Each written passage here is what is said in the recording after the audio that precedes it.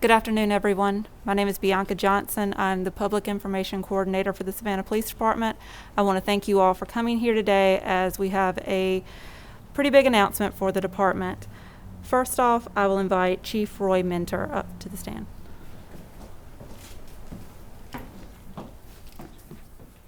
Thank you, Bianca, and good afternoon. Thank you for you all being here. We're excited about the relaunch of our PAALS program, Police Athletics and Activities League. This is a great program that has a rich history in the Savannah Police Department and a program that really allowed us to build a stronger relationship with youth in our community, with parents, and also with community members. The mayor and the city council made it very clear during this budget process that this was one of the important programs that they made a priority in terms of funding. So we have made it a priority in terms of relaunching this program. We've got a lot of very involved individuals here this afternoon who are going to talk about this program. We also have several department members who are here who are also going to be involved in assisting us with getting this program back up and running. So we're very excited for PAAL to be coming back. We've also heard some great comments from members of our community about their level of excitement in bringing back this great program. So with that, I'll turn it over to Major Devon Adams, who is actually going to be in charge of supervising this program. Major Adams? Good afternoon.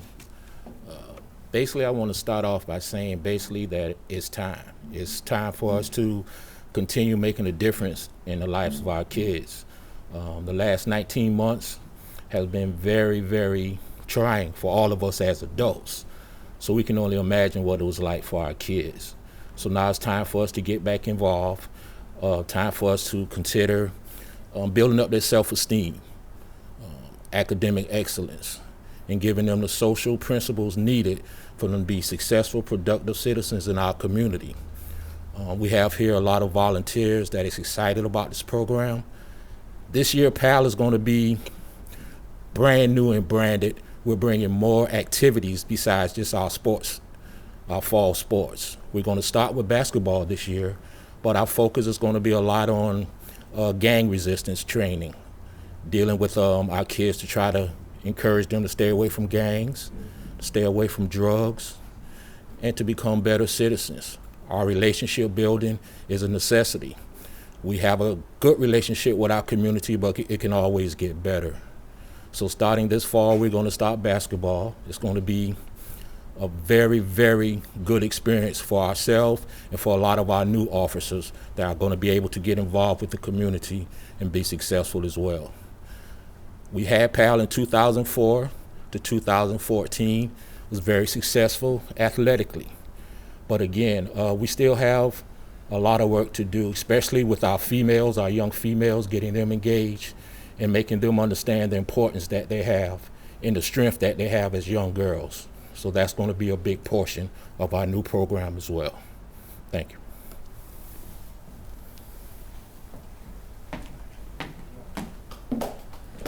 Thank you, Major Adams.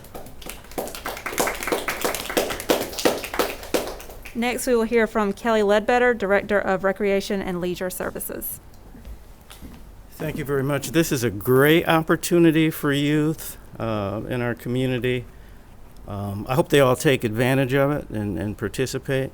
Recreation and Leisure Services is going to do everything that we can to partner with SPD, and this is exciting. We just look forward to it, and we look forward to getting started this fall.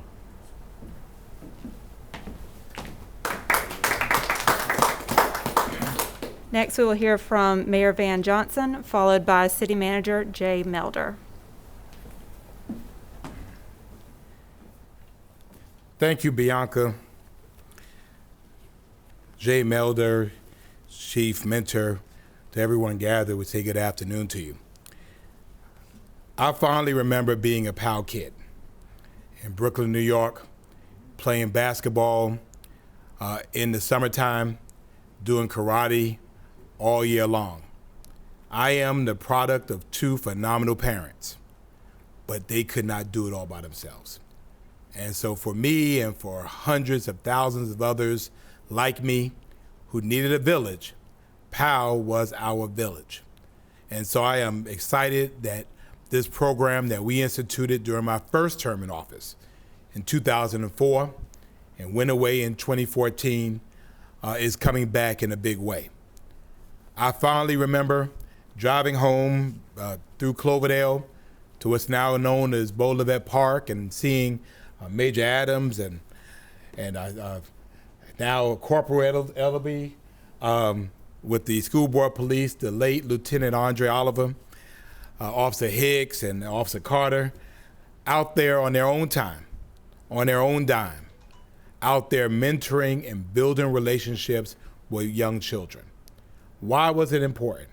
Well, because the fact of the matter was, athletics was really the smallest thing on the menu. It was really about building those relationships. Because when these young people had a problem, they went to their coaches, not their police officers. They went to men they knew cared about them.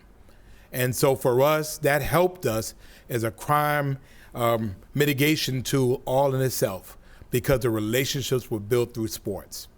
When the parents were having issues, they didn't go to the police. They went to their coaches, who also happened to be police officers.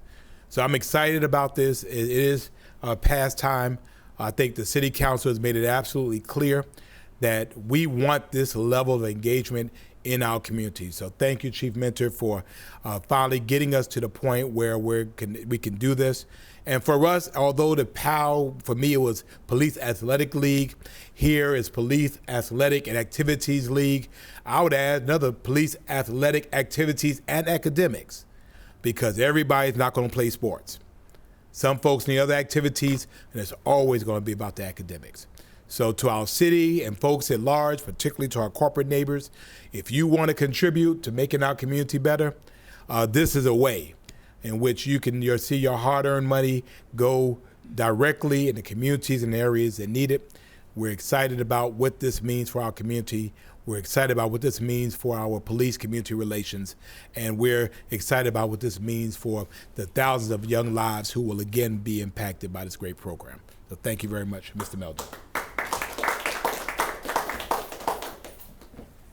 Thank you, Mayor. Like always, you really drive home the point. This is an incredibly exciting day and an incredibly important program. I want to thank Chief Mentor and the Savannah Police Department. I want to thank Director Ledbetter and our Department of Fun at Recreation to bringing the support together as well with our school district. We want the young people of Savannah to know that their city is here for them, that we've got programming for them, that we've got mentors for them, that we've got people and adults who care about them and their future. And that's what the city really needs to be built around, and this is what this program is designed to do. We know study after study, child after child, program after program, that permanent connections to adults that care about young people can make all the difference in the world to that young person. So I want to encourage anyone out there to reach out to SPD if they want to volunteer for this program, whether it's athletics, whether it's activities, whether it's academics, Mr. Mayor, to be a part of this program, to be a part of our young people's lives. The city's here to support you. The city's here to support young people. And I'm really excited about this day. Thank you, Chief. Thank you, Director. Thank you, Mayor and Council. And thank you for community for your support to bring this program back.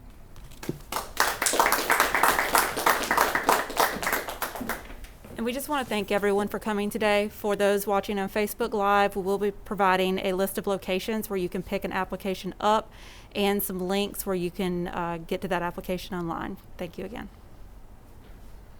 Any questions? Oh, we had a Halloween question for the chief. If I can get that in. No. We're only talking about things that pertain to the press conference right now, Okay. but if anybody has any questions. If you have a Halloween question, Bianca can certainly get you after this. Can I ask one for the mayor here? Mayor, you talked about,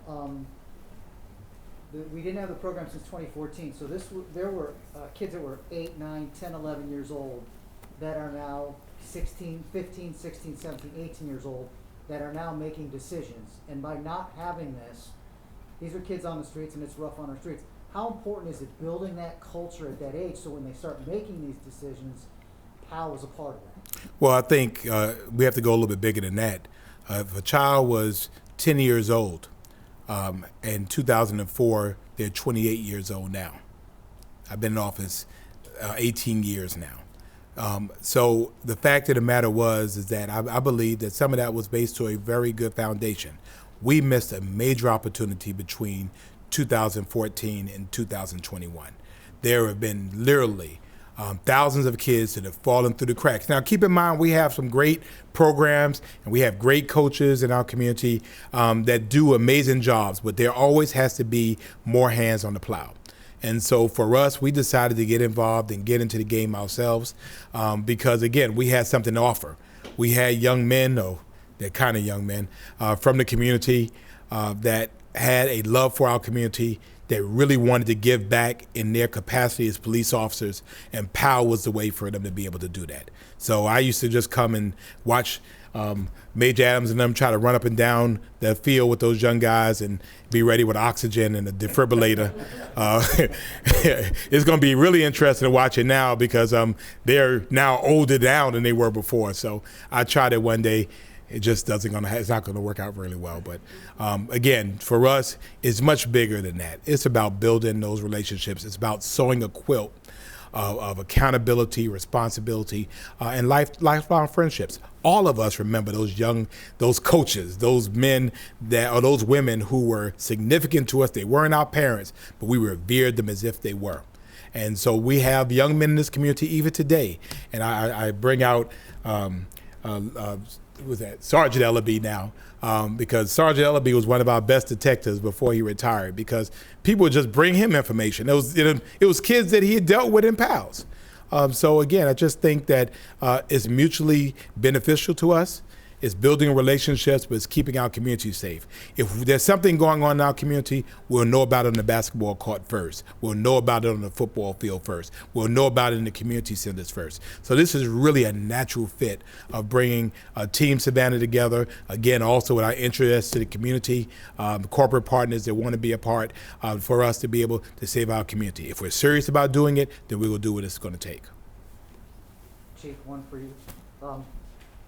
We've tried real hard to be in the community, and with COVID, it's been very difficult to be out there and talk to people. We have an opportunity with this program to not only coach these kids and mentor these kids, but to visit with their parents, and when they drop the kids off and when they come and watch. How important is that face-to-face to really start to try and get back to that, to know the kids, but not only the kids, the parents and the brothers and the sisters and the families that may come? Well, you're absolutely right. I mean, you hit the nail on the head. I mean, we've kind of pushed back relaunching this program for a while because of COVID. We're excited about the fact that we're now able to get out there and have that face-to-face time with not just the youth in our community, but also with the parents. A lot of times we get the opportunity to talk to the parents about some of the things that the youth share with us. Whether they're concerns going on in schools or going on in the neighborhood. But it also gives us the opportunity to spend some time with the parents to kind of address maybe some adult issues going on at home that the officers can talk to them about and provide some assistance and guidance with. So it's a holistic program. It's not just a sports program. It's a holistic program for not just the youth, but for the parents, but also the community as a whole. I know you mentioned, we talked about how it's not just a sports league, and obviously kids are not going to want to play some sports. Could you maybe elaborate a little bit on just how the academics aspects are going to play into this now? Yeah, absolutely. What I'm going to do is I'm going to have Major Adams come up and talk about the activities part of it, and also talk about a couple of PAL success stories. All right. We're going to start with a lot of mentoring when we're talking about that, and with that, we're going to be partnering with the Board of Education to get in for after-school programs to find out people that's real proficient in math, and we have some kids that's having some struggles there. We're going to bring back our reading program, that we're going to be going into the public schools and reading books as well to the kids. We're going to have our police explorers. We're probably even going to start a young junior academy to kind of raise them early and give them the insight that what they can and become me one day.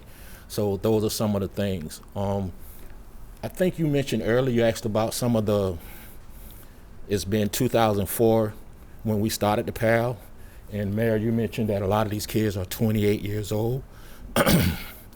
Right now we have about 3 or 4 people that's part of law enforcement that started in the PAAL in 2004. As an adjunct professor at Savannah State, I taught about 4 or 5 of our kids that graduated. We have one young man that's playing overseas basketball now. So we have some success stories, but at the same time, we did have some hiccups and some challenges.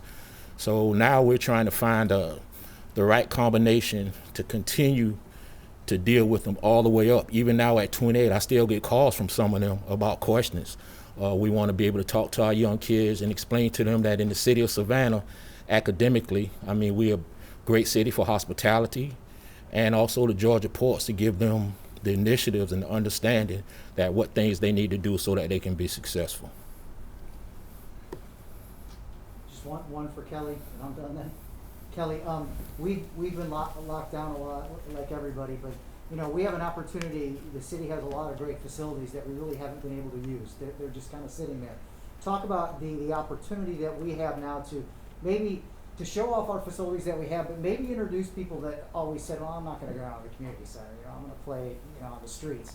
We have an opportunity to showcase what we have. Can you talk about that a little bit? Sure, yeah. You know, we've got multiple community centers with multiple amenities that I think will be instrumental in this program getting off the ground. You know, our gymnasiums, we have outdoor fields and courts. So we are prepared to work hand in glove with SPD in this department, ensuring those facilities. So there's quite a bit that we have that will be beneficial within.